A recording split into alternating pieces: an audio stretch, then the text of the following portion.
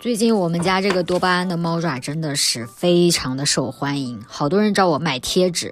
我先给你们交个底儿啊，这种猫爪，第一我做不了，第二我也卖不了贴纸。我尝试做了6个都翻车了，这个比我想象中难多了。就光肉垫这一步就把我难住了，因为它是贴纸的带颜色的那一面朝下放的，你根本看不到上面有没有气泡，并且每一个猫爪都做了8、9层，每一层都不能翻车才能做出一个完整的来。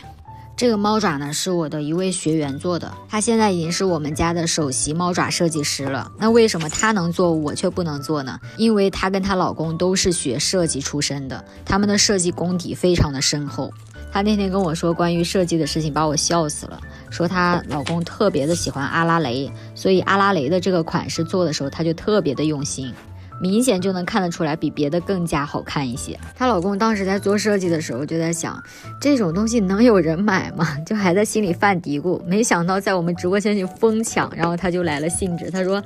我还想做流川枫，还想做七龙珠的悟空。然后我这位学员就劝他说，你别整这些了，这些女孩子不喜欢。那么问题就来了，你们还对什么 IP 比较感兴趣，我再让他们设计一些。前2天这位学员他还刷小红书，没想到刷到自己的瓜了，就看到有一个帖子在说他的这个猫爪配的链条太简陋了，完事他跑过来跟我道歉，说拖了我的后腿。我说没关系，你只要越做越好就行了。于是这一次的链条也完全升级了。他说遇到我这样的师傅很幸运，说实话我能遇到他这样的学员我也觉得非常的幸运，因为手工同质化的东西确实太多了，价格就一掉再掉。但如果你能找到自己的创意源泉，建立自己的护城河，那你永远都是无可替代的。